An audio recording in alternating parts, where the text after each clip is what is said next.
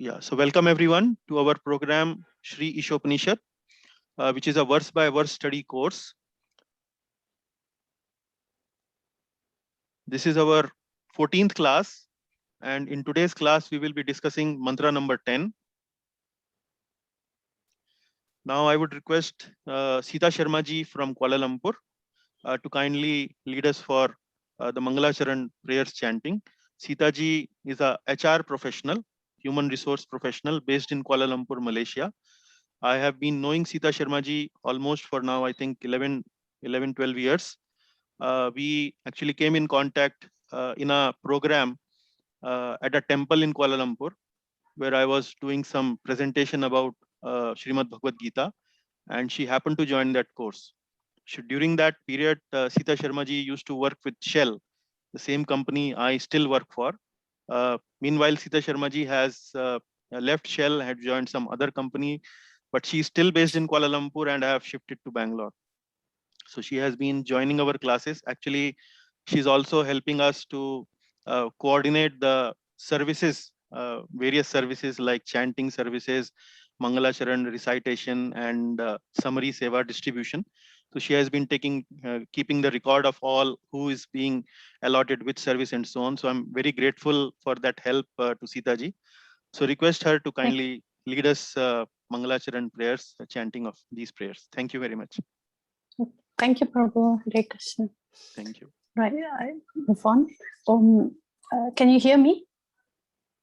Yes, we can hear. Can you hear me? Yes, okay. Yes.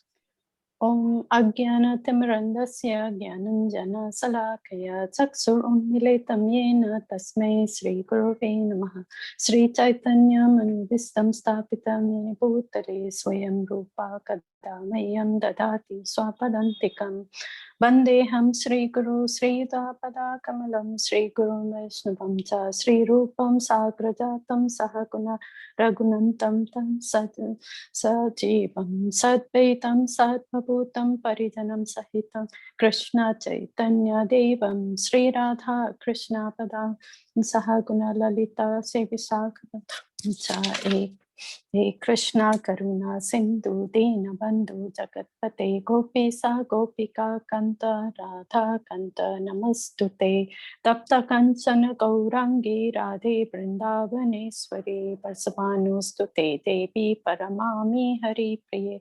Vanchakalpatraye Kripa Sindhu Eva Patita Nam Pavanebhyo Vaishnavebhyo Namo Namaha Om Jai Shri Krishna Chaitanya Prabhu Nityananda Sri Advaita Gadadhara Sivasadi Gaura Bhakta Vrinda Hare Krishna Krishna Krishna Hare Hare Hare Rama Rama Rama Hare Hare. Thank you, Prabhu. Over to you. Okay, Sita ji, thank you very much. Very nicely recited Mangalacharan prayers. Now we will move to the next part of the program, where I would request my very dear colleague Manish Kulkarni ji from Shell to lead us to the recap of the previous class. Manish ji and myself are in the same company, Shell. We are both based in Bangalore, and not only we are in the same company, actually we are in the same discipline also. So I'm also a heat transfer engineer, and Manish ji is also a very heat transfer is a heat transfer engineer. And one particular thing I would like to mention about Manish ji is a person of a very simple nature, a very humble and a very helpful guy. I have experienced that over past many years in association with him, and a very athletic person, very good badminton player also. I also get that opportunity to play with Manish ji often when we are in company in our office. We have a big badminton court there. So Manish ji, please, can you lead us to the recap of the previous class? Thank you. Hare Krishna Prabhu, thank you so much for your kind words. Yeah, thank you. आपके साथ association हुआ है, that is more than good for us, more than enough for me. Yeah. Looking forward to badminton matches once again. Hope so. Yes, Hare Krishna, all the devotees. I will just give the recap on the previous class. So last week we had the class on mantra number 9, And as stated in the heading, so mantra 9 to 11, the overall theme is to know Ishvara. And here specifically on this mantra 9, we will talk about know right and wrong Vidya. Yeah. So typically the mantra 9 offers comparative study about what is Vidya and what is Avidya. So we all know that avidya, so avidya is undoubtedly dangerous. So if you don't know anything, yes, that is something dangerous. But vidya, if we know knowledge, and then it is even more dangerous when it is misguided or we don't use it properly. So avidya is undoubtedly dangerous, but vidya is even more dangerous when misguided.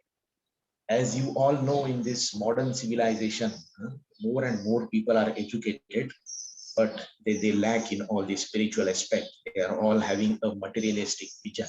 Yeah. And as you know that we have more comforts than the kings which had in the past. So we have a lot many comforts, car, air conditioning, all ways of comfort, but still people are unhappy. We do not know why this unhappiness is coming from where this unhappiness is coming from. And then, as you know, because of this unhappiness, people are mentally disturbed or they face a lot of mental diseases, which is really a challenge, as WHO has also mentioned that mental disease is the future's greatest challenge. So typically, a good analogy was given by Prabhuji saying that we have guided missiles, we have all electronics and all these things with the proper functions and all these things, but we don't have a guided man. Yeah, we have a misguided man. So we have guided missiles, but misguided man. So typically, again, going back to mantra number 1, we all know that the Ishavasya principle here is nothing but the Supreme Lord is the whole proprietor. He is the whole controller of this universe. And this is what the current people of current civilization forget totally, that there is the Supreme Lord who is the controller of this universe, and then people don't follow this Ishavasya principle. So mantra 9 typically talks about 3 types of people here. So first one are the materialistic people. The second one are Vedartha people, and third one are the spiritualist people. So we cannot say spiritualist, but we can say misguided spiritualist. So the first part, the materialistic people, you know, they are all godless people. They are typically their vision or their goal of life is just enjoyment, sense gratification. I have got this life just to enjoy. And their purpose is only eating, sleeping, mating, earning money, and just enjoy the life. And such people are typically, if you go to the Bhagavad Gita verse 7.15, Lord Krishna says these are all Buddhas, Murk people. They say that they do not understand or they lack spiritual aspect. So advancement of these godless people is only enjoying sense. So the another analogy which is given here that they see a valuable jewel on the hood of cobra. They see that something, I would say like a diamond or a jewel on the hood of cobra, or they will just analogy of a dead body decorated with flowers. Yeah. So this is what is the vision of this materialistic people. Yeah. So the real aim or the real education should be self-realization. Yeah, the self-realization of us that we are not a body, but we are a soul. So that spiritual awareness or that spiritual knowledge is completely lacking in these people. The another mode of people which we discussed here was Vedvadartha. These people are also these people have knowledge of the Vedic literature, or these people have some spiritual aspect, but definitely there is some materialistic aspect to this nature of this Vedvadartha. So typically here we talked about the karma kandi. So they always expect that if I do this, I should get this.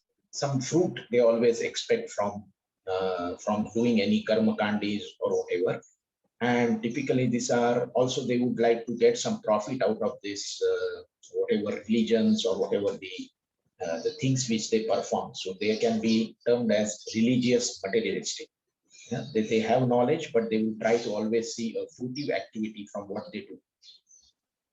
So PG 15.15, yes, so the did I miss it? No. So Vedvadrata pose themselves as a learning Vedas, but diverted from their purpose. Yeah. So they have all the proper information about Vedas, literature, and everything, but the purpose is different. The purpose is not spiritual. The purpose is to gain some fruits out of that, gain some money out of that, make some profit out of that.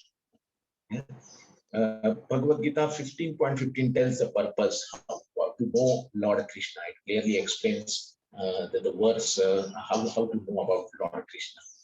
And the third part, the third mode of people are Maya Aparitjnana. So these people are spiritualists, but again they are misguided. You can term them as misguided spiritualists because they don't believe in existence of God. They say that after doing some sadhana, doing some kind of I would say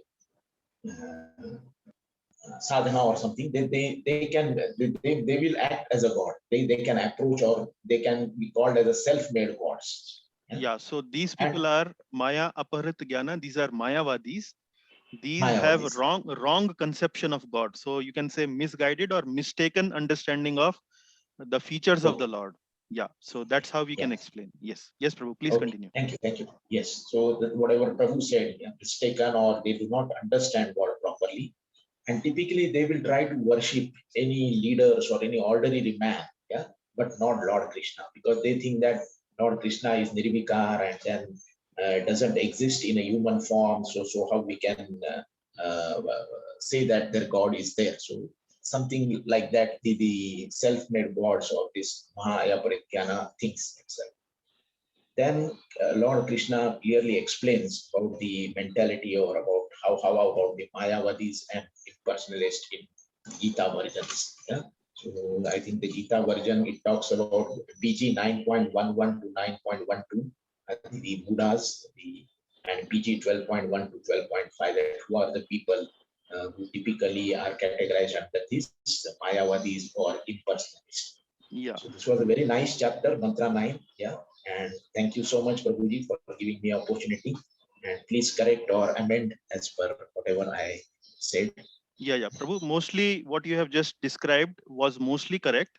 Only I would say that the understanding of these Mayavadis as a spiritualist, we need to be a little bit more specifically, we need to understand this kind of philosophers more specifically. And I can understand this is not so straightforward and easy.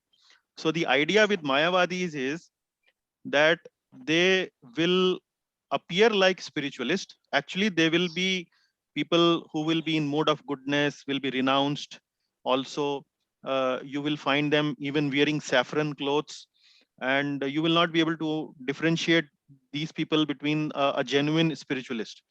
But what is so wrong about them is that their conception of God is heavily flawed.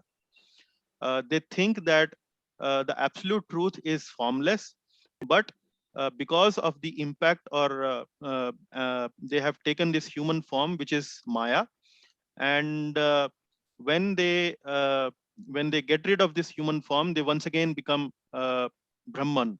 And once again they merge into Brahman. And similarly, we are also spiritual. We also have taken human form, and when we will leave our human form, we will actually become Brahman. And then they extend this concept to that we will become God one day. That is something which is what Srila Prabhupada many times referred to in his books as spiritual suicide. So devotion actually is something which requires a relationship between the practitioner and the Supreme Lord, or the devotee and the Supreme Lord. So once a spiritualist or a sadhaka, a practitioner, start to understand himself as God, or he will become as God, then this relationship is gone. And that is where Srila Prabhupada used to say that this is something like equivalent to committing spiritual suicide. So that is why these people are mentioned in the purport by Srila Prabhupada as most dangerous, because they appear spiritualist. They grab attention of people. People sometimes, when they see a sannyasi, a saffron, a person wearing saffron cloth, give a lot of respect to them, even give their life and give their lot of commitment to them, but unknowingly, ignorantly, they are actually being directed towards such a conception which is heavily flawed. So uh, that is why Prabhupada has multiple times have cautioned us about such branch of or such group of spiritualists, which you will find once you start to move out and start to understand these things a little bit more. When you will interact with these people, simple question that you need to ask is, what is the conception of absolute truth in your mind? And then they will say it is formless, it doesn't have any form ultimately. And but what are these forms like Lord Krishna and Lord Ram? They say that they are temporary, simply only for our worship purposes they are there. You can assume any form and like that. So that is why they are we need to be worried and careful about these philosophers. Anyway. Thank you, Prabhu. Thanks. Yes. Thank you. Yes, Prabhuji, thank you. So I would now like to proceed for the class today, which is mantra number 10. So mantra number 10 continues with the same theme of Vidya and Avidya. In the previous class, we had discussed about Avidya, something which is meant for ignorant people who are materialists, but doesn't know anything about God. So these are people who are following Avidya. And then we understood about so-called Vidya. So-called Vidya means these people, they think that they are actually knowledgeable, but in the name of knowledge, in the garb of knowledge, actually, because they are unaware of Ishavasya principle, that God is the proprietor of everything, they actually start to pose as knowledgeable, but in the garb of knowledge, actually they are ignorant. And we studied three grades, which is one is godless materialists. Then we studied about religious materialists, which are karmakandis, Vedavad Ratas, as Prabhu mentioned. And then we studied the third part, which are Mayavadis, which is mistaken religionists, who are mistaken religionists. So that is why we studied three various varieties. Now, in mantra number 10, we will be discussing about what is the result, what is the outcome of following Avidya and Vidya. Now here in this mantra, Avidya actually is mentioned, which is something which takes us away from the Supreme Lord, and Vidya is something which takes us towards the Supreme Lord. So in the previous verse in mantra number 9, that contrast, that discussion was, maybe I'll discuss that point in next slide, but here the mantra actually contrasts between Vidya and Avidya. Now here you can see there I have shown one picture here. So the Vidya, which is the right knowledge, actually takes us towards happiness. And there I have shown this tree which is full of leaves, green leaves. So green is something which is associated with happiness, prosperity. Avidya actually may see like a tree, but actually it is hollow. It takes us away from the Lord. So what is that Avidya and what is that Vidya? There is a contrast shown in that verse that we will discuss today. This is the overview map of Ishopanishad. We have already covered first two sections. We are now on the third section, which is from mantra number 9 till mantra number 11. And here, as we have discussed, the themes are what is the right and wrong Vidya. Now today we will be discussing mantra number 10, where the focus is primarily on ignorance leads to one result, but right knowledge leads to completely another different type of result. So that is what we will discuss in mantra number 10 today. And this is the table which I was mentioning to you, which I have also discussed this in the previous class. So here Avidya and Vidya. Now in mantra number 9, Avidya is something like ignorant pursuit of sense gratification. So people who are not godly, people who are simply running after sense gratification. And Vidya here is being used in sarcastic terms, so-called knowledge, and for the pursuit of sense gratification. So so-called knowledge. So the materialists are, which are modern educationists, they are simply meant for sense gratification. They acquire big degrees, but ultimately the purpose of their degree is only to acquire big wealth and name and fame and so on. Nothing godly about that. Similarly, we had Karmakandis. Karmakandis also, they use religion for the purpose of sense gratification. And the third one is the Mayavadis. They are also using knowledge for sense gratification. And what is that sense gratification? That we will become God one day. So here Vidya in mantra number 9 is used in sarcastic terms. But in mantra number 10, you will see avidya is used simply in the direct sense. There is no sarcasm here, no indirect reference and so on. So avidya is something which knowledge which is for the pursuit of sense gratification, that knowledge which actually takes us away from the Lord. And vidya is something, that knowledge which is for our spiritual well-being.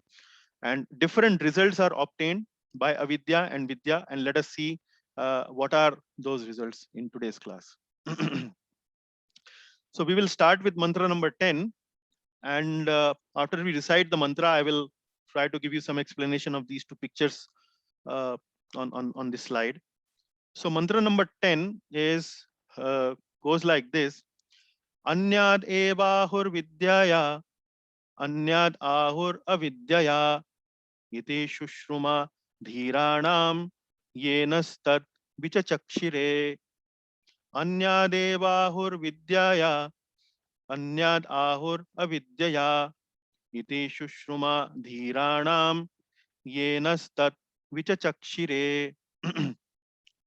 So a very usual verse in the Anushtup Chand, 8 plus 8 plus 8 plus 8, total 32 matras. So we will go one line by line. Anyad evahur vidyaya. Vidyaya. Evahur. Evahur means ahur means said. Said means kaha jata hai. In Hindi we call it kaha jata hai. Anyad eva ahur vidyaya. So what it means is one result is derived from the culture of knowledge. And then anyad ahur avidyaya. Anyad ahur avidyaya means, and another result is derived from culture of nations. Nations means avidya. Avidya means bad knowledge or wrong knowledge. Then iti shushruma dhiranam. This is what we have heard from the wise. Dhir means wise, sober people, knowledgeable people. Iti shushruma. Shushruma means heard. This is what we have heard from the dhiras, from the dhiranams, from the wise people. Ye nas tad vichachakshire, who have explained it to us. Vichachakshire means explained it to us. Ye nas tad vichachakshire. So we have learned all these aspects about vidya and avidya from the wise. What we have learned, that one result is obtained by the culture of knowledge, but completely different result is obtained by the culture of nations, by the culture of bad knowledge or wrong knowledge. So that is what mantra 10 is saying. Now here you can see in this picture both the donkey and the horse, they look very similar in their bodily feature, in their bodily shape and so on. However, donkey is associated with foolishness, but horse is not associated with foolishness. Rather, horse is associated with faithfulness, speed, and all those good qualities that are there. So that is the difference between a donkey and the horse. And that is exactly the difference between avidya and vidya. Avidya leads to a different result, and vidya leads to a completely opposite result, a different result.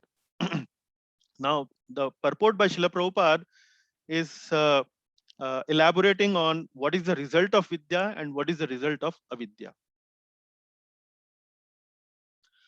So we will look briefly into the word meanings. So ahu is something which is known as sad. Sad means, like I said in Hindi, kaha jata hai. Then shushruma means heard. Shruti means hearing. So shushruma means heard. Dhiranam means sober people. So dhir actually means sober. Dhiranam means from the sober. So this is Sanskrit where all these suffixes or prefixes have been associated with this word, which makes the usage different. So dhiranam from the sober. And vichachakshire means explained. So in this verse, we will understand the difference between Vidya and Avidya by understanding the results the following of Vidya and Avidya actually leads us to, and there will be a contrast we will see. So this is something, this verse is actually teaching us how the result of Vidya is different and how the result of Avidya is different, and there is a contrast. And with that contrast, we will understand the difference. Srila Prabhupada has translated this mantra as the wise have explained that one result is derived from the culture of knowledge and that a different result is obtained from the culture of nations. And broad understanding of mantra 10, so something very similar. Knowledge leads to one result, nations leads to a completely different result. So this is, I hope the mantra is now very clearly understood. Now these are the themes. Mantra number 10, primarily this is divided into three themes in Srila Prabhupada's purport. In first two paragraph, Srila Prabhupada mentions about Vidya leads to desirable qualities. And then from para 3 to 6, he's saying Avidya leads to undesirable qualities. And in para number 7 and 9, only Dhira can teach Vidya. Only a wise person, only a sober person can teach us Vidya. And in this purport, we will see that Srila Prabhupada actually uses, like in the previous purport also, he uses Srimad Bhagavad Gita to explain the point, what is Vidya, what is Avidya, and so on. So similarly, in paragraph 1 and 2, Srila Prabhupada uses one of the important verses from Bhagavad Gita 13th chapter to explain us what is Vidya, how to identify Vidya, what are those specific items that can actually qualify as Vidya. So let us see.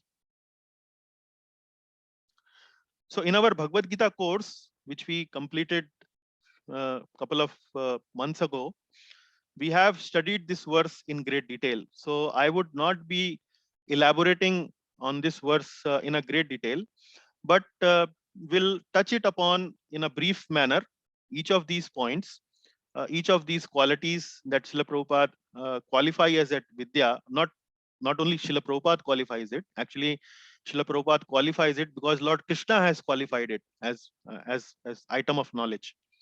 So in this slides, these are 3 slides. I have prepared 3 slides, and there are total 18 items. Now, if you look at the Bhagavad Gita 13th chapter, verse number 8 till 12. So 8, 9, 10, 11, 12. So 5 verses describes about all these qualities. So in the verses, if you see, these are 20 in number. But here in this particular chapter, if you read Prabhupada's purport, they are 18. Why they are 18? Because last 4 items in this purport, Srila Prabhupada clubbed 17 and 18 as 17, and 19 and 20 in Bhagavad Gita purport in as item number 18 in Ishopanishad purport. So, but ideally they are 20 in Bhagavad Gita verses, but Srila Prabhupada has given us 18 qualities in the purport in the Shri Ishopanishad mantra number 10's purport. So I have prepared 3 slides and I have put 6 qualities in each of these slides. So we will very briefly touch upon all these qualities just to give you a flavor of what actually qualifies it as Vidya, what actually takes us towards the Lord. So these are humility, pridelessness, non-violence, tolerance, simplicity, serving a guru. So we will take 6 at a time. So humility is mentioned in the Bhagavad Gita verse as amanitvam. Amanitvam means not expecting respect for oneself. Now, Prabhupada has given very, very interesting definitions of each of these qualities in his purport in mantra number 10. He has given 1 or 2 lines for each of these qualities. I have further condensed it here in my slides, but let me relate to what I have mentioned in the slides to what Srila Prabhupada mentions in his purport. So in the purport, Srila Prabhupada says, what is humility? Prabhupada says one should become a perfect gentleman and learn to give proper respect to others. So amanitva means not expecting respect for oneself, but always being eager to respect others. So that is what Prabhupada is saying as amanitvam. Now, sometimes let us understand this, what is humility. Sometimes many people say that, oh, sir, I'm very humble, I'm very insignificant, and all those things. Many people many times make these kind of claims. मैं आपका तुच्छ सेवक हूँ, मैं तो आपका बड़ा विनम्र सेवक हूँ, इस प्रकार से, like that. Many times people make these kind of statements. But what actually is humility? So humility is not something which is thinking low about oneself. Low means thinking inferior about oneself. No, it is not actually humility. Humility is something which is thinking less about oneself, but more about others. That is the definition of humility Srila Prabhupada is teaching us here. And that is what he's saying here. One should become a perfect gentleman and learn to give proper respect to others. So the more we think about others, the more humble we become. So that is what, as per Srila Prabhupada, is the definition of humility: respecting others, always being eager to respect others. Then the second quality is pridelessness. Pridelessness is mentioned in this Sanskrit as adambhitvam. Dambha means sometimes many people actually they don't know much as far as knowledge is concerned, but they try to show off as if they know a lot. That is called dambha. So dambha actually in short means being anxious to be famous or showing off to others. So adambhitvam means pridelessness. So that is what it means as not being anxious to be famous. So that is what vidya actually is. Vidya means if we have this quality of pridelessness, then actually we are learned, we are actually humble, we are sober people, we are dhira. Then Prabhupada has described pridelessness as one should not pose himself as a religionist simply for name and fame. So many times people may learn some Sanskrit words from Gita. For example, they may learn this verse called Karmanyavadikaraste ma phaleshu kadachana. Like that, they may recite this verse in front of people, and then they may pose as if they know a lot about Bhagavad Gita. However, when we ask them what does this verse actually means, they are not able to explain even 2 lines of the verse properly. So that is something which is known as dambha. Dambha means showing off one's knowledge. So we should not pose ourselves as religionists simply for name and fame. If we are following some religion, we should actually understand the nuances of that religion. We should try to practice that religion, and by that, if we gain some knowledge, if we are sharing that for the benefit of others, that is actually proper pridelessness. Then ahimsa is non-violence. That is the third quality Prabhupada mentioned in Bhagavad Gita. So non-violence, Prabhupada gives this definition as one should not become a source of anxiety to others by the actions of the body, by the thoughts of his mind, and by his words. So not putting others into distress, neither by physical means, nor by thoughts, not by minds, not even by words. So violence can be of various types. So Prabhupada is explaining that violence is not simply physical assault. It goes much beyond. So here he's saying that violence means, non-violence means not putting others into anxiety or distress. So that is non-violence would mean. Then tolerance. Tolerance in the Gita verse is mentioned as arjavam, and it is mentioned as shantir. Shantir. So tolerance is mentioned in Gita verse as shantir, and Prabhupada is describing this as one should learn forbearance even in the face of provocation from others. So the test of person, if he's wise person or not, the test is that in provocative situation, whether he gets provoked or not, or whether he is able to maintain his calm and composure. And if such a person is there, that is actually a quality of knowledge, a sign of knowledge. So you can see here, the whole thing is not about uh, uh, acquiring big degrees, not something which we become PhDs or we become doctorates, or having engineering degrees or a medical degree or whatever, or a law degree or big degrees. No, it is not about having material education or knowing a lot of skills. No, it is all about developing character. So if the education that we are gaining is not developing the real character within us, then that education is actually avidya. And that you will see the point will come again and again in the purport by Srila Prabhupada.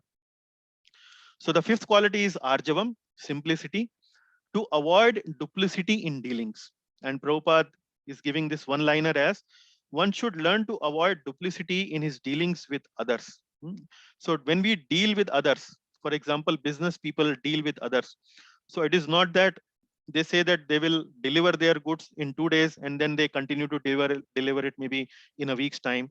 Or if they are saying that they will make a payment, actually they should be able to make a payment. So there should not be a duplicity. So that is something which is known as simplicity, and that is a characteristic of a person who is sober, who is knowledgeable.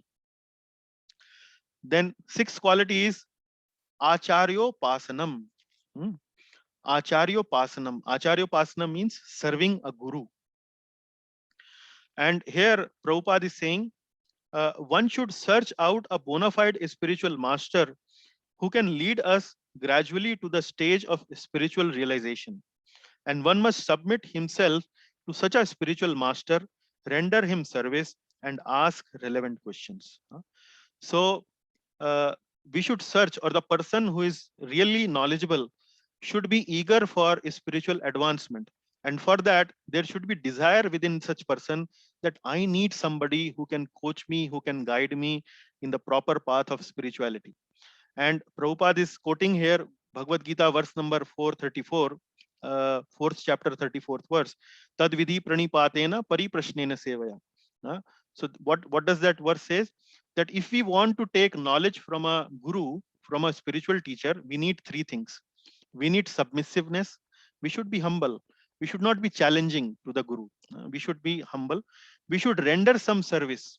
We should do some seva. Tad vidhi pranipatena pariprashnena sevaya.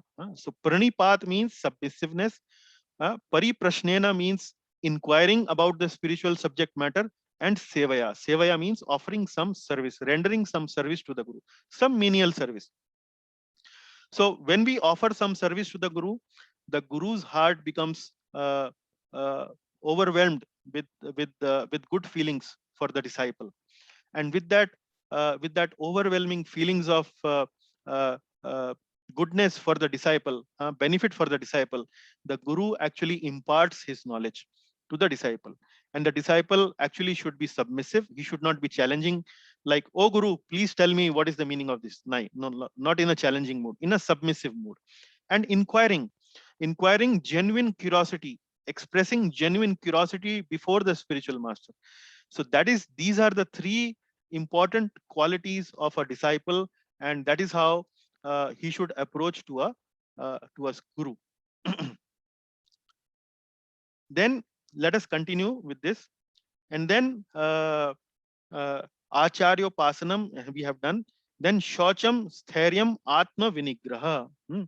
Now here, these are other qualities. For example, following regulative principles. Prabhupada says, in order to approach the platform of self-realization, one must follow the regulative principles enjoined in the revealed scriptures. So regulative principles means, like we have been always requesting everyone who are joining our program to do some kind of a sadhana, to do some kind of a spiritual practice, add that kind of a spiritual practice in their life. Now, what are some spiritual practices? For example, chanting the holy names of the Lord. Many of you, I have, through my personal contact, through my personal interaction with you, I have understood that many of you are chanting 6 rounds, 8 rounds, and so on. Some of us who are initiated devotees like Jivan Radha Govind Prabhu, he's actually chanting even many more rounds. Many times I came to know that he's chanting more than 20 rounds sometimes. And like we have many other devotees here in the class who are chanting lot of rounds. But Srila Prabhupada has requested us to chant at least 16 rounds. But for those who are new, it is okay to start with maybe 3 rounds, 2 rounds, and gradually increase as we get the taste, as we get the inspiration, not by any force, not in a mood of competition, but simply if we do the chanting, Lord Krishna will be pleased, our acharyas will be pleased. So in that mood, if we progress gradually, slowly, that is perfectly okay. So chanting is one principle, regulative principle. Then another principle is offering food to the Lord. Whatever we eat, we offer, it becomes prasad, and then we partake that. Do some kind of a deity worship, have some picture of Lord Krishna, offer them some ghee lamp, offer them some agarbatti, some flowers, some leaf, fruit, etc. Like that. So these are some regulative principles. And then being fixed in scriptural principles. So whatever you are studying in these classes, in our Bhagavad Gita classes, in our Ishopanishad classes, and in future we will study many more scriptures like this. So understanding what are the scriptural truths, uh, and how can we apply those scriptural truths, understanding, using your intelligence to understand those scriptural truths, and becoming convinced that these scriptural truths actually are for my benefit.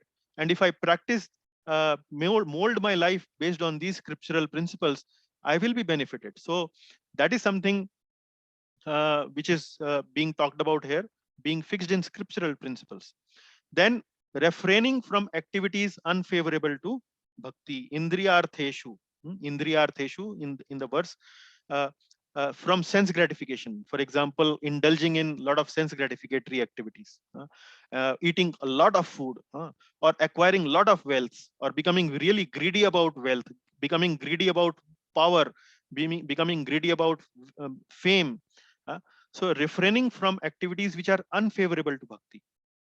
So that is also a sign or a characteristic of a person who is sober, who is knowledgeable, who is vidyavan. Then renouncing sense objects, something very similar to refraining from activities which are unfavorable. So renouncing sense objects, not misidentifying with the body or possessions. Again, very much associated with this uh, sense gratification thing. But identifying with body means uh, only taking care of the body, only looking good, or one should look clean, one should be simply dressed, but uh, too much misidentification with the body is actually also not very favorable to our spiritual life, or it's not a quality of a person who is in knowledge. Knowing misery of birth, old age, death, and disease. So it is mentioned here as Janma Mrityu Jara Vyadhi Dukha Doshanu Darshanam. So a person who is a spiritualist, he understands that old age, death, disease, and these are three things. These are some of these things which are actually miserable, which nobody wants, but everybody has to face these three things: old age, death, disease. So we have experience of old age, death, and disease being miserable. We don't have a lot of experience in our memory how birth could be a misery. But it is mentioned in the scriptures that birth can also be very miserable. The child has to suffer for 9 months in a very confined space in the womb of the mother, and then when he comes out, that is also a very painful activity. So that is why that is how scriptures mention it as a misery. So since we understand that old age, death, disease are also misery, we can actually extend that to birth also. So a person who is very dhira, who is knowledgeable, he sees that I am getting these problems of old age, death, and disease, and they are actually coming to me only because I am taking birth again and again. Yeah? If I take to spiritual practices, if I develop my devotional service towards the Lord, I can actually put a full stop to all these birth, old age, death, and disease. So that is a person who see these problems as miserable, see these problems as something which we should work upon, we should avoid in our life. That kind of a person is known as dhira. He's this kind of a person is in knowledge. So it is janma mrityu jara vyadhi dukh dosh anudarshanam. So one who understand the dosha, the fault of all these miserable activities, he can actually take to spiritual path and rise to the full knowledge. Then detachment. Detachment is asaktir anabhishwanga. Detachment means not accepting more than required. This is, I would say, 13th. So one should not be attached to more than the necessities of life required for spiritual advancement. So be simple, acquire that much which is sufficient for our upkeep. We should not be very miserable. We should not be too opulent or strive for lot of opulence if we are not able to acquire that much opulence. So that is what is known as detachment. So not accepting more than required. Regulating attachment to wife, children, and home. So wife, children, and home. Wife and children or our family members are natural object of affection. We should extend our love, affection, our care to wife and children, parents, and so on. However, if this affection, this attachment becomes too much and it goes beyond the point that it starts to obstruct our spiritual practices, then it is actually condemned. So regulating attachment for wife, children, and home. Example can be Dhritarashtra. So he was too attached to his son Duryodhana, too attached to the extent that he actually did a lot of miserable things while he was officially the king of Hastinapur. So that is something which is being mentioned here. So it is mentioned here, Putra Dara Grahadishu, Putra Dara Grahadishu. That is what is mentioned in the Bhagavad Gita verse. Then even-mindedness amid desirables and undesirables. So we maintain our composure, we maintain our calmness if our life is going through some difficulties. If our life is going through a lot of positives, then also we should maintain our calmness, our mental composure. We should not become either too proud or too depressed. So that is even-mindedness. Then becoming unalloyed devotee of Lord Krishna. So that is mentioned as Mai cha ananya yogena bhakti avyabhicharini. That is the 16th quality. One should become an unalloyed devotee of personality of Godhead Sri Krishna and serve him with rapt attention. Becoming unalloyed. Unalloyed means ananyena. Ananyena means no other, single focus. Alloy means there is some mixture, there is some impurity. So unalloyed means single focus on Lord Krishna. There is no mixture, there is no other focus.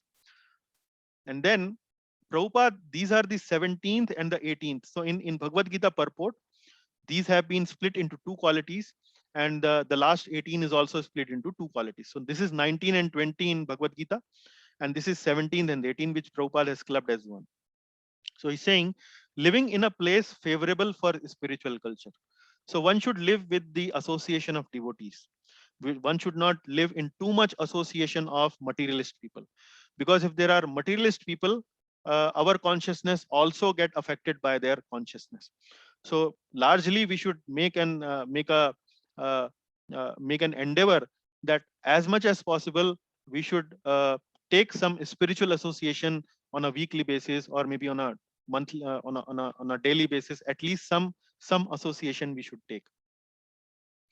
Researching spiritual knowledge. Researching spiritual knowledge is something we should be eager to look for spiritual knowledge. Researching means trying to, if we are not able to understand something, try to look for in the book how we can understand that. How does it make sense? It doesn't make sense in this verse. So that is something which is researching about spiritual knowledge. So this is very briefly I have touched upon all the 20 qualities or 18 qualities that Prabhupada is mentioning. But the point here is ultimately that real knowledge does not mean big degrees, big uh, uh, academic degrees. Actually, real knowledge actually means development of character. So this is the verse 13.8 to 12. This is the verse which I have been saying here. And if you see the last line here in this verse, what it says is etaj jnanam iti proktam ajnanam yad ato anyatha. Etaj jnanam iti proktam. So hey Arjun, this is what it is actually knowledge. Etaj jnanam iti proktam. So iti proktam means speaking. So whatever I have spoken to you in these verses, that is actually to be considered as knowledge, and rest everything else is ajnanam. Ajnanam yad ato anyatha. Yad ajnanam yad ato anyatha. So that is what uh, Lord Krishna mentions in this verse. Now here you can see how Srila Prabhupada is making a very a deep connection between Ishopanishad verses and what has been mentioned in Bhagavad Gita verses. So he's directly taking us to the definition of knowledge, to the words of Lord Krishna as spoken in Bhagavad Gita. And who is Lord Krishna? Lord Krishna is none other than Supreme Personality of Godhead. He is the absolute truth. And the absolute truth, who else can define what is knowledge than the absolute truth, than the Supreme Personality of Godhead himself. So that is where Srila Prabhupada in his purport is giving the best possible definition of what actually is Vidya. Now, I would also like to share with you another verse from Gita Mahatmya. Gita Mahatmya, see this, we are studying Ishopanishad. But Bhagavad Gita is also known as Gita Upanishad. Bhagavad Gita, another name for Bhagavad Gita is Gita Upanishad. And why Gita is known as Upanishad? Because it is also considered as a Shruti Shastra. So you remember our first lecture we did on Ishopanishad classes, where we discussed about Smriti Shastra and Shruti Shastra. So Shruti Shastra is something which is directly coming us from the Supreme Lord. For example, the Vedas, the 4 Vedas. So whatever mantras are given in the Vedas actually are the direct, have been spoken directly by the Supreme Lord. Similarly, Bhagavad Gita is also known as Upanishad, which is a Shruti Shastra, because it is also directly spoken by the Supreme Lord. Now, there is a verse that comes in Gita Mahatmya, which says, Sarvopanishada Gavo Dogdha Gopala Nandana Partha Bhokta Sudhirvatsa Dugdham Gitamratam Mahat. So this verse says, Sarva Upanishad Gavo. Gavo means cow. Sarva Upanishad. So all the Upanishads are like cow. And Dogdha Gopal Nandana. Gopal Nandana means Lord Krishna. And what is Lord Krishna? Lord Krishna is like the milkman. Yeah? Upanishads, all the Upanishads are like cow, and Lord Krishna is like a milkman. And what does Lord Krishna is doing? Lord Krishna is taking out the milk from the udders of this cow. And who is drinking this milk? This milk is drunk by Arjuna. Partha Bhokta, uh, Partha Bhokta Sudhir Vatsa, Dugdham Gitamritam Mahat. Partha Bhokta, Sudhir Vatsa. Vatsa is the calf. Calf means when the cow is being milked by the milkman, who drinks that milk? That milk is drunk by the calf. But the cow does not give that milk unless the calf is in front of the cow. So the calf is there in front of the cow, and who is that calf? That calf is Arjuna. And Dugdham Gitamritam Mahat. And that Dugdham and that milk is what? That milk is actually Gitamritam Mahat. That milk is Bhagavad Gita. So this is a very beautiful analogy which gives us this confidence. This comes in Gita Mahatmya, and this gives us this confidence that that milk, which is the essence of the cow, and the cows are, these are Upanishads, and that essence of that cow, which is the milk, actually is being taken by Gopal, is taken by the milkman Lord Krishna, and that is meant for Partha, and not only for Partha, that is also meant for Sudhir Vatsa. Sudhir Vatsa means, again the word Dhira has come, Sudhir. Sudhir Vatsa, people who actually are looking for knowledge, that is milk is meant for them. So in this particular purport, you see how Srila Prabhupada connects between the Ishopanishad message and message that has been given in Srimad Bhagavad Gita.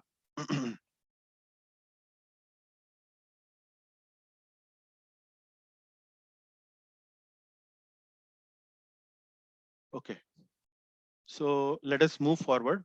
Any questions by devotees so far?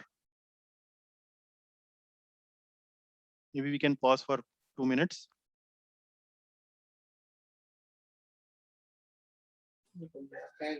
Hare Krishna. Yes, Prabhuji. Can I, with your permission, summarize this? In my opinion, that this comes down to the total surrender to the holy feet of Lord Krishna. Yeah. So that is certainly. What are you trying to summarize here? Sorry, I could not follow you. Summarize Vidya.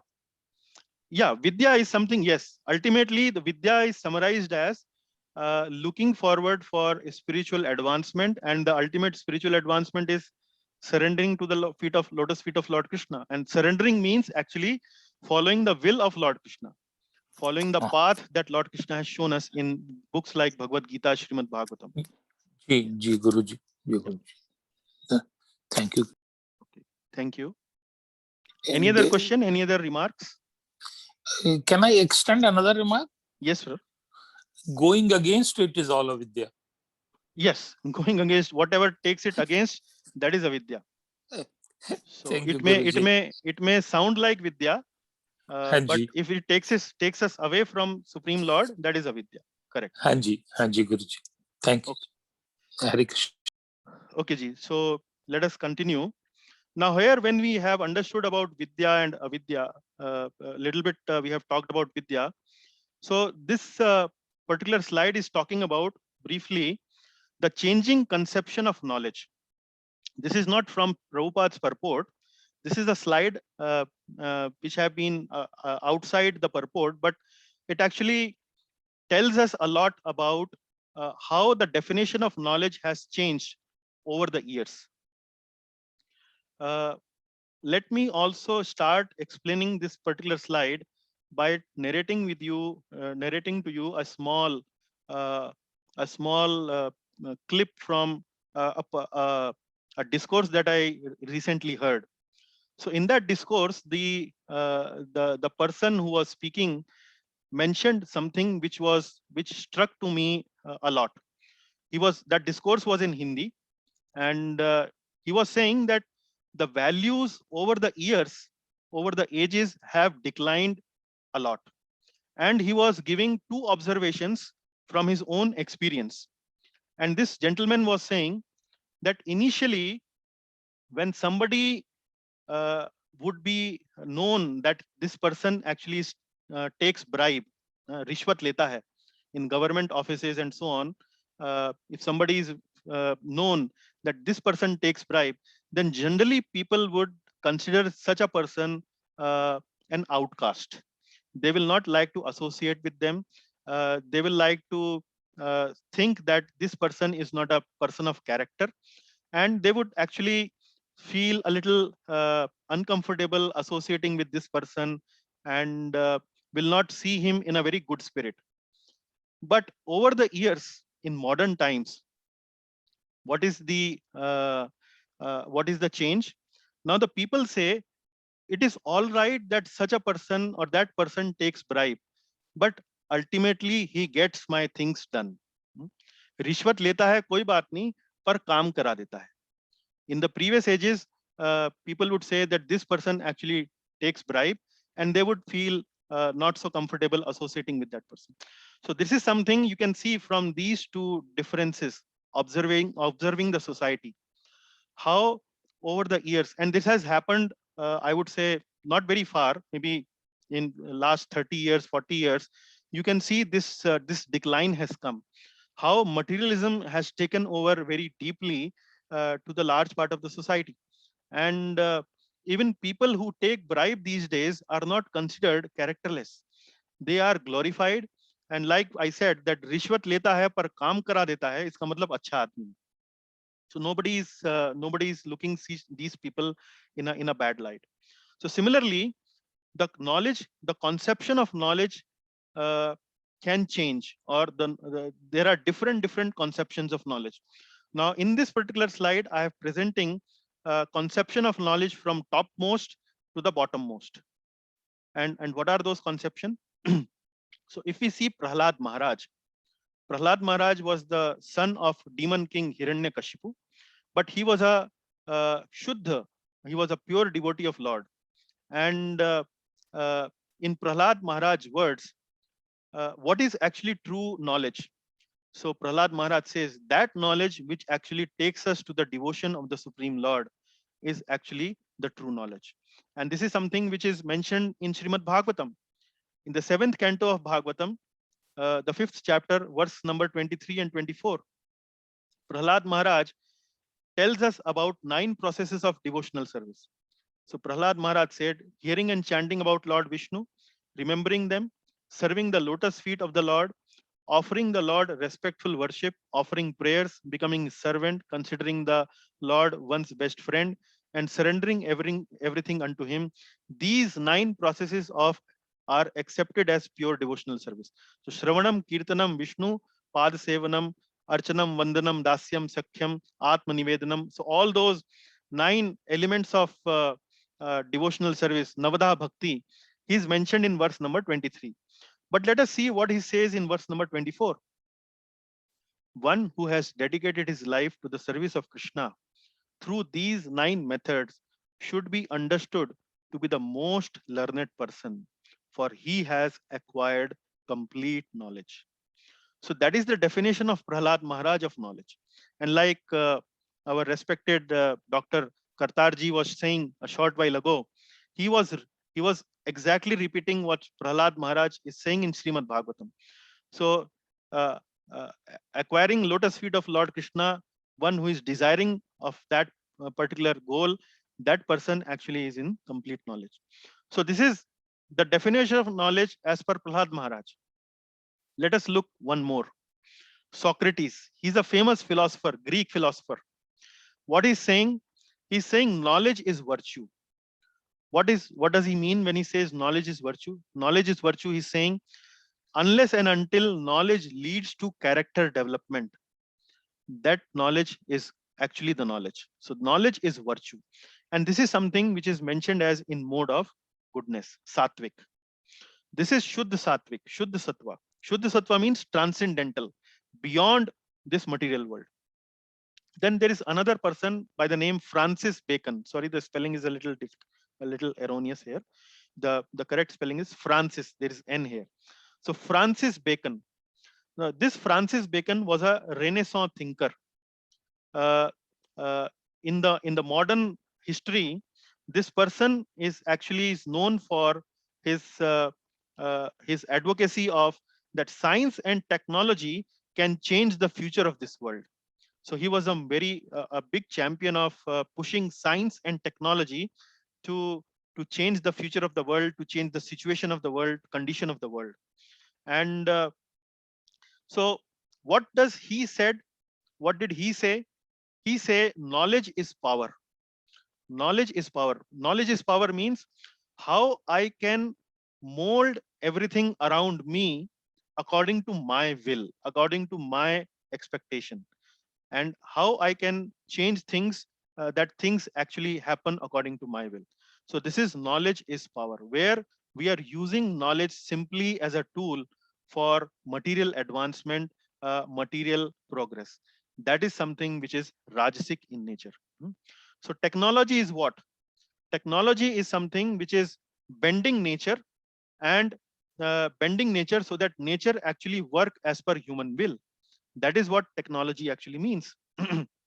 But that is what we should understand, that these days in the society that we live, where we are simply trying to acquire knowledge only to grab more and more possessions, more and more facilities, more and more wealth, more and more power, more and more fame. That knowledge is something which is knowledge in mode of passion, which is rajasic in nature.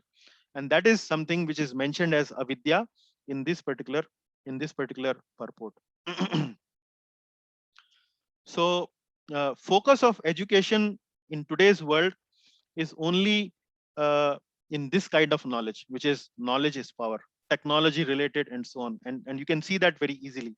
But what is the result of this knowledge? What is the outcome of this knowledge? Let us see a couple of examples. In United States, for example, you would see where people have this freedom to keep a weapon, a gun. Many times we see these news that small children, people who are teenagers, they go to a restaurant and open fire and kill maybe 60, 70 people out of just uh, a mad something emotions. That is how they do. Now, that is what the modern education actually is leading us to. So the focus of education today is only in acquiring skills. Focus on character development is badly missing. And as I gave you the example, what is the result of this knowledge is children in universities, even in elite universities, they actually use these kind of weapons and do mass killing and so on. Similarly, uh, uh, we also see uh, in these universities, a lot of these people, a lot of these students actually, what do? They acquire all kind of bad habits, drinking, smoking, and all kind of visiting pornographic sites. If you go to the rooms of these kind of students, you will see all kind of nonsense pictures all around their rooms. So this is something which is the outcome of avidya. So even if you see in modern day television programs, so in modern day television programs, there are many quizzes that are organized. There is a famous show, Kaun Banega Crorepati. And in that show, what kind of questions are asked? Say, if you tell us what was the name of such daughter of such and such person and so on. So, and if you tell us the right answer, you will become Crorepati, you will become a millionaire. Now, the idea is not to criticize these things, criticize these programs, entertainment programs and so on. But the idea is to bring your focus to the point that what is considered as real knowledge or respectful knowledge these days is leading us where? Is leading us to only avidya, is leading us only to unhappiness, only to destruction.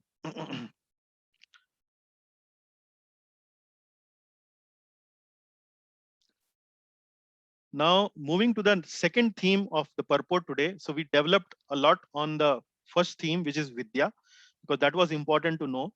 Now, going forward, let us see how avidya leads us to undesirable qualities. So I have given you some examples in my previous slide, but let us look what Srila Prabhupada is mentioning in his purport. So Prabhupada is saying, it makes one like an ass. So Prabhupada is using very hard words here. He's saying this avidya is nothing but something which turns somebody into a ass. Ass means gadha, a donkey, as I showed you in the picture in the slide in the very beginning. So, and why these people are becoming like ass? Because the focus of these people is only knowledge related to dead matter. Dead matter means modern education these days, science and technology only deals with dead matter. Dead matter means earth, fire, water, air, ether. That is dead matter, Panchbhut. Science and technology deals only with these things. They don't even know what is mind. They don't even know what is intelligence, what is ahankar, and what to speak of soul, what to speak of spiritual subject matter like soul. They don't have any idea. So since these people focus only on dead matter, they become very dumb. Actually, they don't really have good knowledge or true knowledge. And that is why Srila Prabhupada is calling them as ass. Then another example Prabhupada is giving as that youth, although Prabhupada wrote these books almost 50 years ago, but they are much relevant even today. And he's mentioning that youth, these people have no respect for elders and teachers. And we see in the classes also that these students, they make caricature of teachers, they ridicule their teachers, sometimes they even attack their teachers. neither these people, these students have any cleanliness. They have bad habits. They don't rise up early in the morning. They don't even take bath. Even hostels, they don't even take bath. Cleanliness is something which they don't like, which they like. So youth has no respect for elders and teachers. So this is another example Prabhupada is giving. Then universities are centers of nations. So if you teach only about dead matter, that is simply only increasing ignorance. Another important point here, Prabhupada is mentioning scientists busy discovering lethal weapons. So if you count how much nuclear weapon we have in the world today, uh, probably it is many times more than what is required to wipe up the whole humanity from the surface of Earth, maybe multiple times. So that much amount of nuclear weapons the human race has acquired. And from where these nuclear weapons are coming? These nuclear weapons are coming from scientists. Now, these scientists, they study in big universities who are giving them big grants, and what knowledge and the knowledge they acquire, they are using only mainly to develop these nuclear weapons. So when this incident happened, when this atom bomb was dropped on Hiroshima and Nagasaki, uh, Albert Einstein, who was considered to be the most intelligent person of the century, of the era, or our era, he actually repented a lot. And what did he say? And how did all happen? This whole program of atom bomb or nuclear bomb started when Albert Einstein wrote a letter to US president that we should do something like that. And US president accepted his recommendation from that letter. And then the project called Manhattan Project started, and that led to the development of atomic bomb. And when this nuclear bomb was dropped on Hiroshima and Nagasaki, and it actually created so much mass destruction there, this Einstein thought that I made a big mistake when I wrote that letter to the US president. So you can see the topmost advancement that science has made in the world today. What is that? Relativity, physics, the science of relativity. And what is that? E is equal to mc square. That matter can be converted into energy. That is what E is equal to mc square means in physics. Matter can be converted into energy, and that is the whole principle behind this philosophy of atomic bomb. So what did that top knowledge has given to the world today? Hiroshima and Nagasaki. That is what Srila Prabhupada is calling as avidya. So we have guided missiles, but we have misguided men in the world today. And then Prabhupada is mentioning students not trained in brahmacharya. So all kind of pornographic sites, these young students, they surf, and that leads to a lot of problems. That leads to not only the deterioration of their character, it also leads to illicit sex. It also leads to restrained relationship, divorces, and all kind of things. So students not trained in brahmacharya, not able to even control their urges. Even big leaders, even presidents of countries, they have extramarital affairs. I mean, this episode of Bill Clinton and Monica Lewinsky is no secret to people today. But see, such a president of such a big country can actually also cannot control his urges and so on. Students, they don't have any faith in scriptural injunctions. They don't want to read Bhagavad Gita. They don't want to read books like Ishopanishad, Bhagavatam, and so on. So that is the state of affairs in the world today. Religious principles only a matter of show. So people make big deities. They organize spiritual program not for spiritual development, spiritual learning, education. No, they are organizing these spiritual programs only to show to the world that see how good we are. So people generally, they want to acquire wealth, they want to acquire power, and then they say that they also go to the temple. And they go to the temple not for any spiritual development, but only to show to the others that they are also religious, so-called religious, like that. And then the last slide, this last bullet. nationalism develops, animosity grows.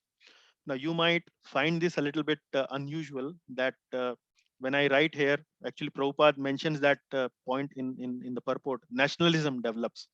Nationalism is something which is uh, in the time and age that we are living is considered a virtue, is a good quality. But what does happen when this avidya grows, when this undesirable knowledge grows? Then different people of different countries, they have their own philosophies. They they have their own understanding of what is right, what is wrong, because they don't really understand the Ishavasya principle, which says everything belongs to the Lord, and one should acquire only as ordained as quota for oneself. Because they don't believe in this principle, they have their own understanding of what is life, what is how we should live, and so on.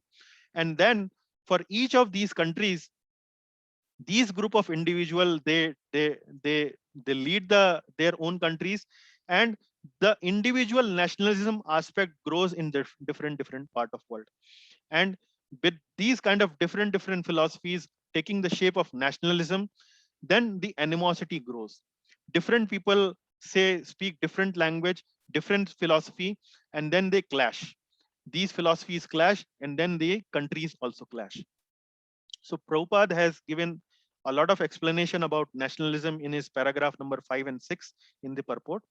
So he's saying, now look at nationalism from the perspective of the Supreme Lord. Supreme Lord, who is situated in his supreme abode, Golok Vrindavan.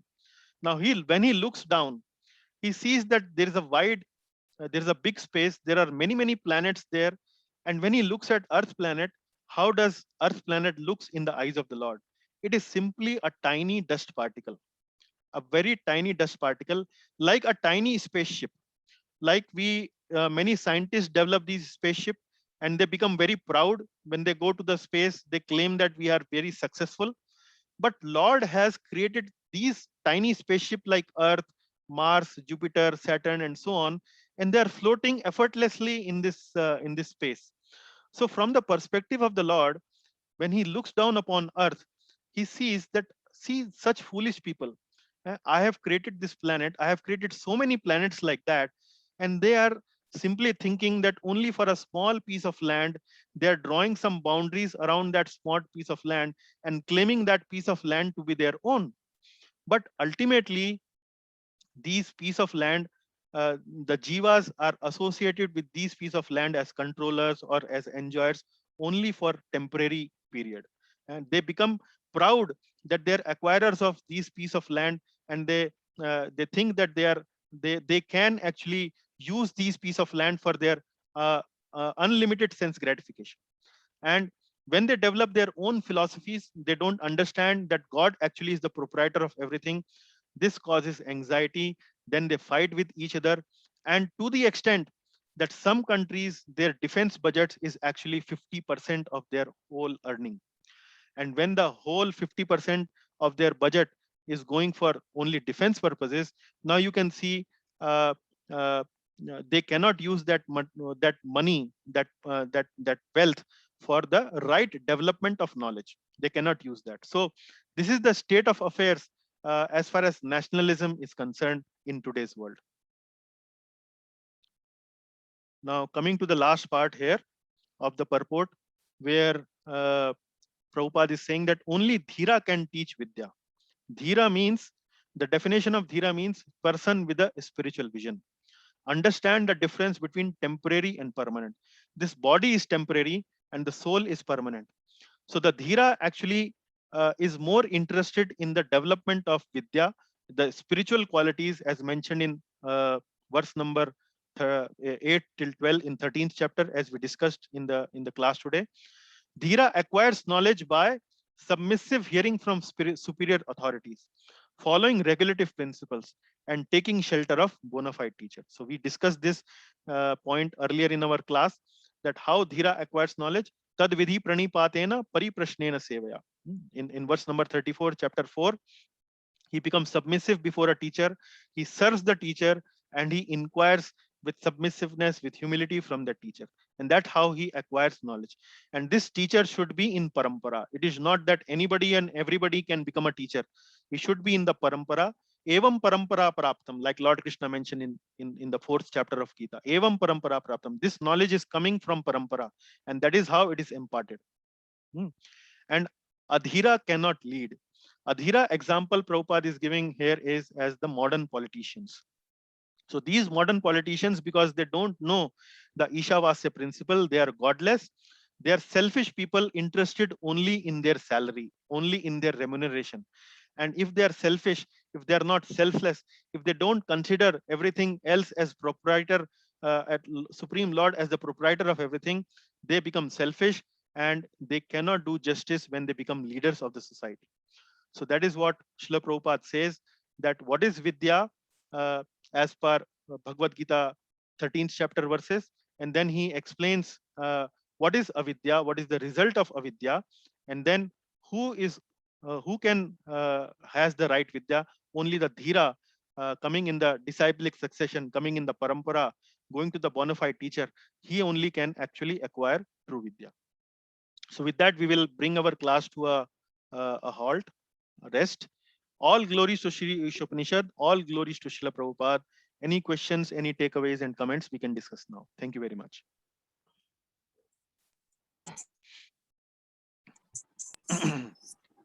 Hare Krishna Prabhuji. Yes, Ishwar Prabhuji. Yes. As usual, a very good session, I must say. And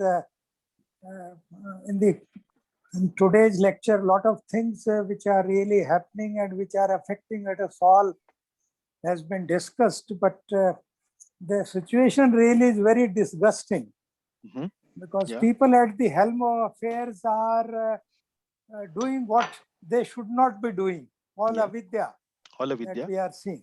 Correct. So with your working in ISKCON, and ISKCON has so many branches all over the world, what is the ray of hope or optimism from your angle? Shall we be able to really make a dent in the present scenario, or will just making futile efforts? Because on the last Sunday, I was hearing one of your very respected teachers saying that we have only some 10,000 years left. This Kali Yuga is going to reduce good karmas to mere zero. Yeah, So yeah. that will be the day of, I think, goodbye for everybody. So in that scenario, when even ISKCON, senior ISKCON teachers are so worried about, so where is the optimism? Is there any really or not? Well, the devotee is always ashavan, because Okay. devotee is always working on behalf of the Lord.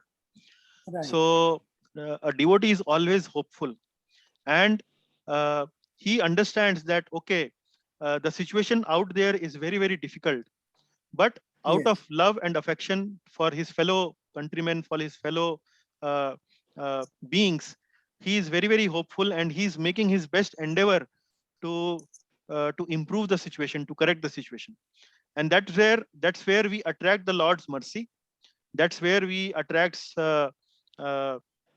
Lord's Ashirwad, and that's what we should be doing. Now, like the Bhagavad Gita verse says, Karmanye va adhikaraste ma phaleshu kadachana. Our adhikar is only to do the kartavya as explained by the Lord, as explained by the Yes. Shastra.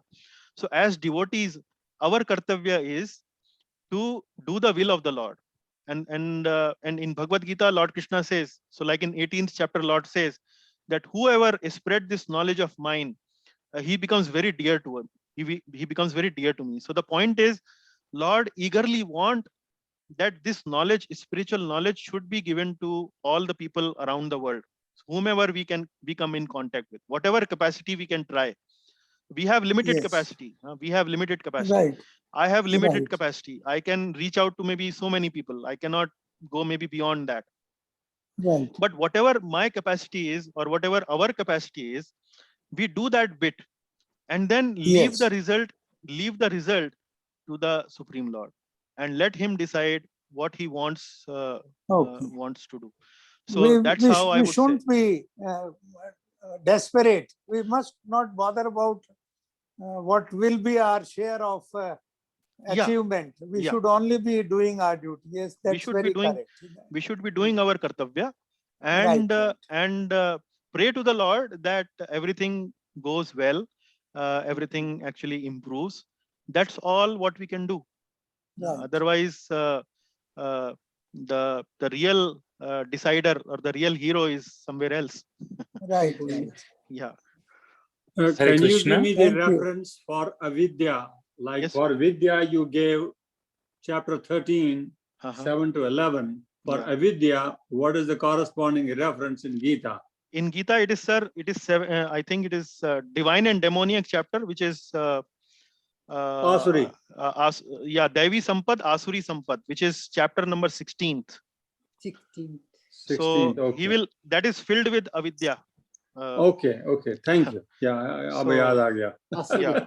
So dambho darpo abhimanascha krodha parushyamev cha ajnanam cha abhijatasya partha samapad asurim.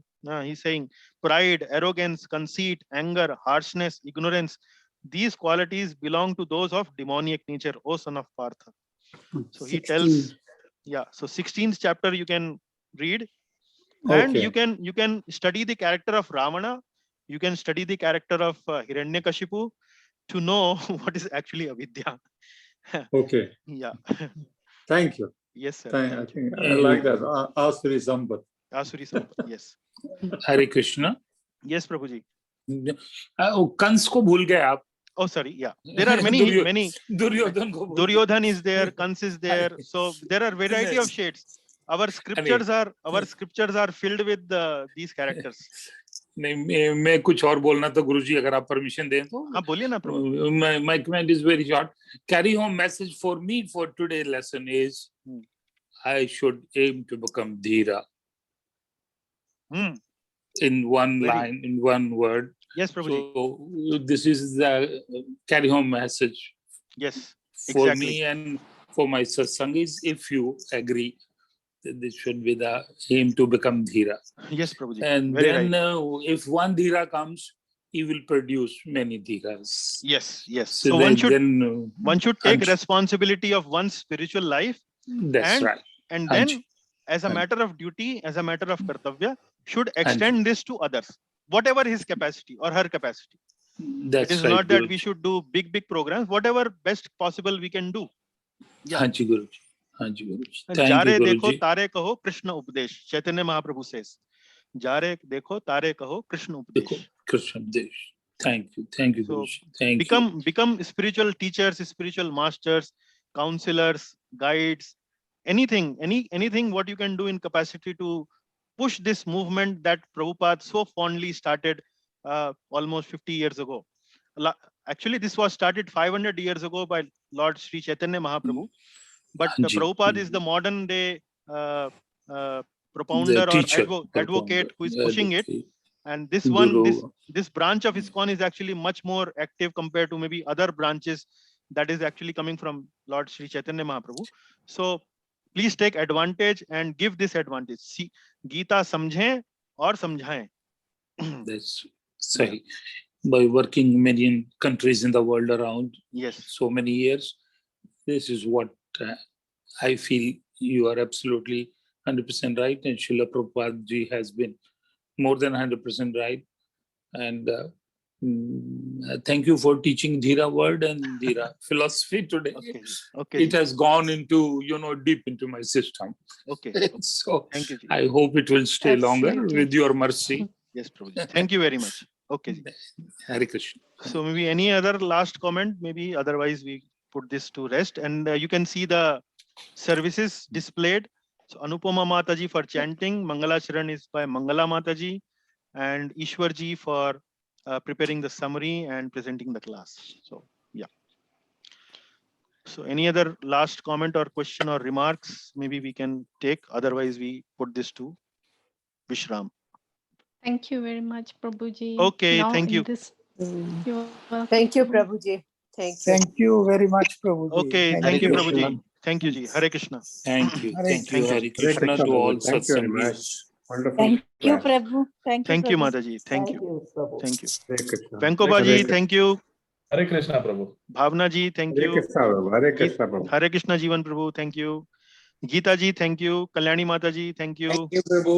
Thank you, Prabhu. Hare Partharthi Krishna. Prabhu, thank you. Anupama Thank you. ji, Thank you. thank you. Thank you. Okay ji.